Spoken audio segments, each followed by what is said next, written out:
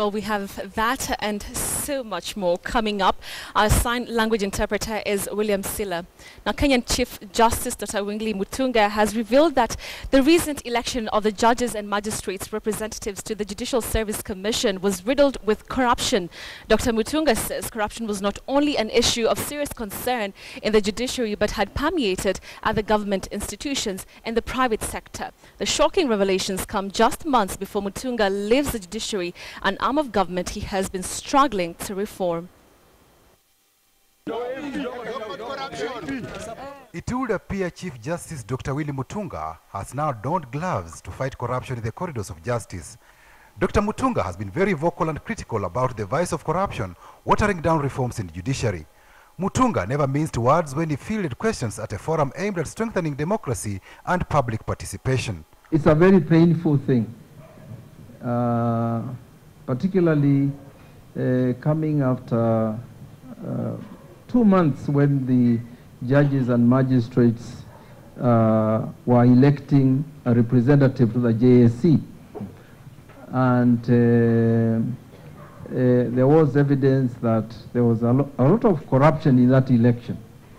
It causes me a lot of pain that an election involving judges and magistrates will be corrupt.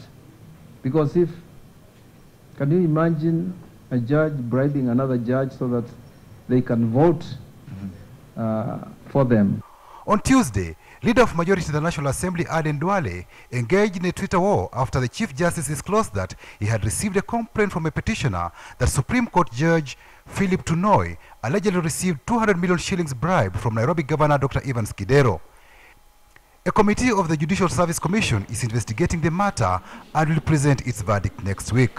When you find that somebody who is sitting in the National Assembly is celebrating the fact that something seems to be going on in the judiciary, then you can begin appreciating the height of the tragedy. In the tweet exchanges, Duale said Justice Mutunga's disclosure confirmed that the judiciary and Supreme Court in particular is full of graft. Mutunga responded saying the judiciary will never reach the graft levels achieved by Parliament. Lawyer Ahmed Nasir Abdullahi came out in support of the Chief Justice. However, lawyer Betty Murungi, though siding with the Chief Justice on who holds the corruption gold medal between judiciary and Parliament, observed that both institutions should endeavor to be above reproach on matters corruption. Mutunga argues ethnicity is a major impediment in the war on graft. It's not just the judiciary, it's the country.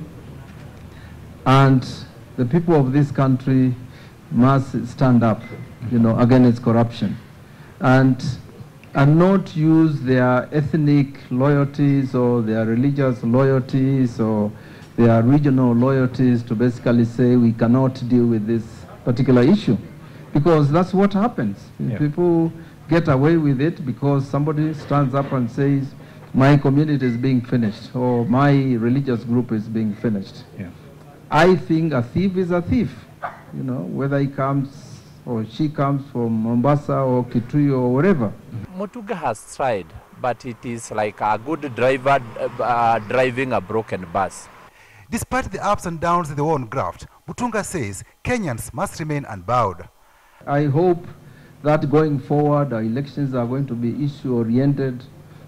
People are going to pay attention to issues of integrity and choose people who can protect their resources.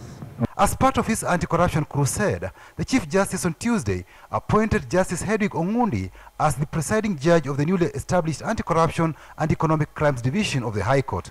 Ongundi will be deputized by Lady Justice Lydia Achode. Patrick Amimo, KTN News.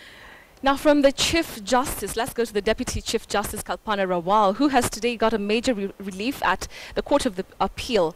Now the Court of Appeal gave a ruling allowing her to appeal to a High Court verdict to retire her at the age of 70. Rawal, who reached 70 this month, High Court Judge David Onyancha and Supreme Court Judge Philip Tunoi, who is also 72, are opposed to a decision by the Judicial Service Commission to retire them at 70, insisting that the law allows them to serve until the age of 74.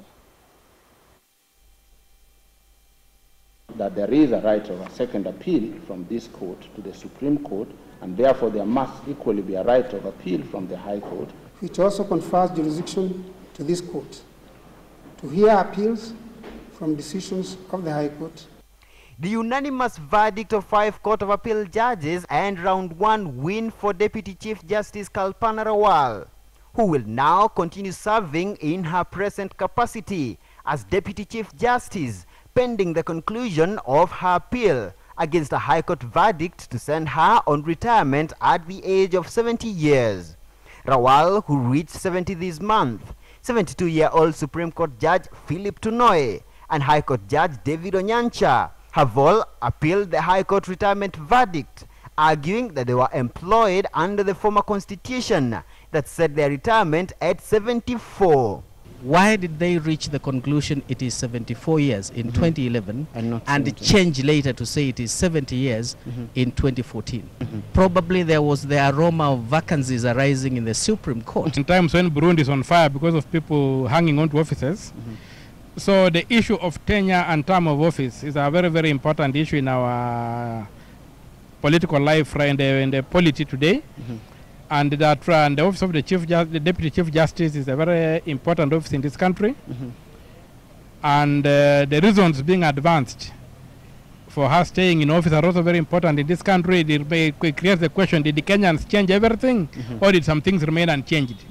Court of Appeal judges GBM Kariuki, Patrick Kiage, Otieno Odek, William Ouko and Lady Justice Jamila Mohammed unanimously dismissed an application where the Judicial Service Commission wanted the court to block Rawal from appealing her retirement age decision, arguing that the High Court had put the matter to rest, an application which the appellate judges dismissed on the ground that Rawal is constitutionally entitled to file an appeal case, a verdict which is also a win for Justice Tunoi and Onyancha. Where there's a judgment of the High Court which has not been stayed by the due process of the court, I find it a bit irregular. And when we talk of corruption in the judiciary, this is an aspect of corruption whereby one of their own is being given preferential treatment. The President of the court needs to constitute a bench.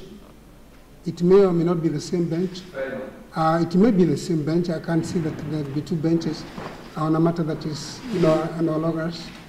The hearing of Rawal's appeal is slated for February 15th, while the appeal filed by Justices Tunoi and Onyancha was set to be heard on February 1st. Justice Tunoi is, however, awaiting the verdict of the special JSC committee that is investigating a 200 million shillings bribery allegation that is facing him. It is a verdict that now gives Deputy Chief Justice Kalpana Rawal and 2 other judges the go-ahead to file an appeal against that High Court verdict that affirmed the strong position of the Judicial Service Commission to send them home at the age of 70. And now what's looming here is another round of a bruising legal battle. Muremi Mwangi, KTN News in Nairobi. The government has moved to close 2 container depots belonging to Mombasa Governor Hassan Joho.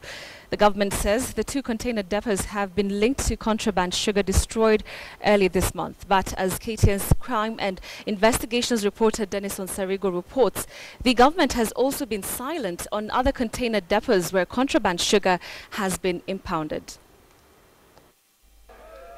The destruction of contraband sugar and ethanol by President Uhuru Kenyatta in Mombasa a few weeks ago signaled the government's commitment to ending the smuggling of contraband goods into the country.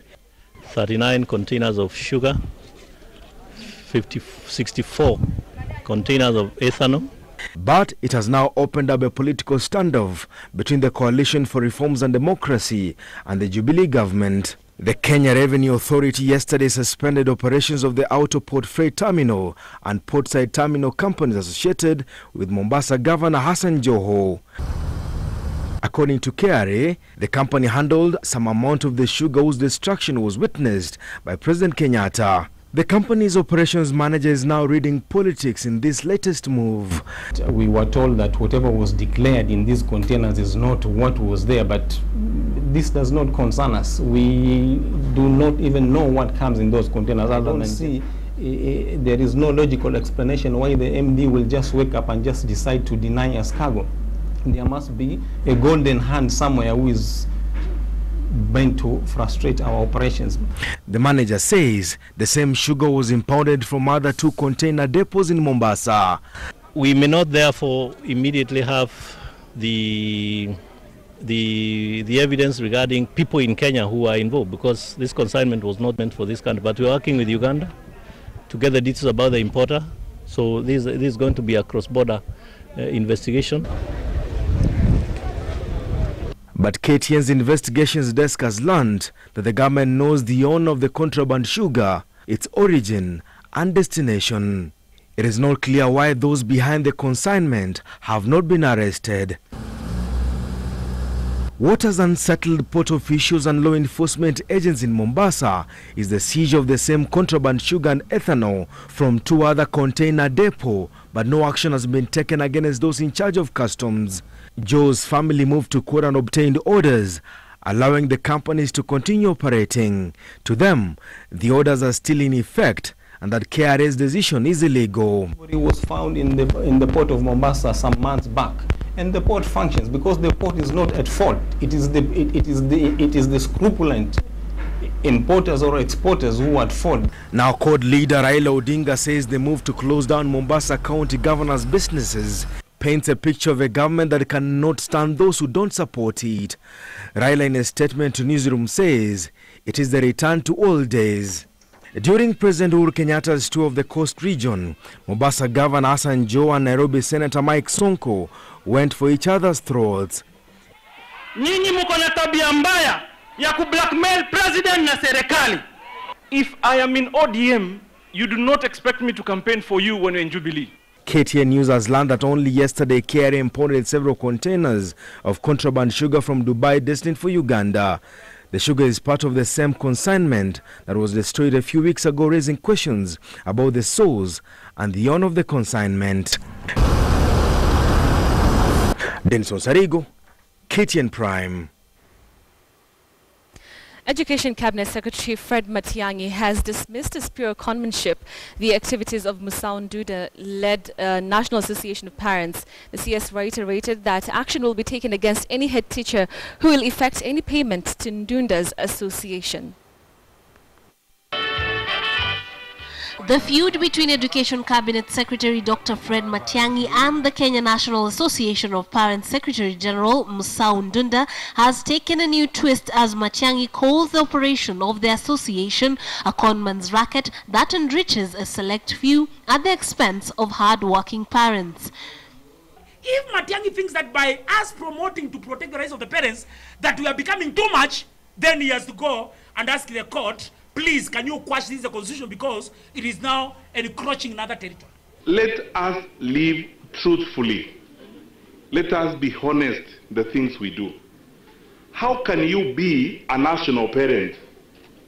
How can you be a national parent who is supposed to be speaking for all parents?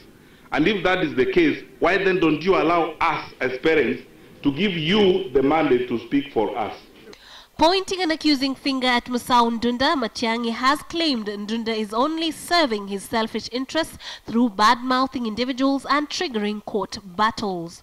I have been sued for the 3 years I've been in government, much more or many more times than I've ever been sued in my life. To cap it all, Matiang'i has maintained that heads of state should refrain from paying any fees to the association, warning that action will be taken against them for allocating school funds to such use. Unmitigated madness of briefcase carriers, idlers, loitering around schools and collecting money and intimidating our head teachers. I told the PS to issue a circular to the county directors, which will go to all head teachers. No head teacher should give a penny to any of these idlers. Myself, I am a parent, and they include all these people. Everyone in cabinet is a parent, and we do not know when we asked you to speak for us. When I'm saying these things, there's no malice. It's a fact of life.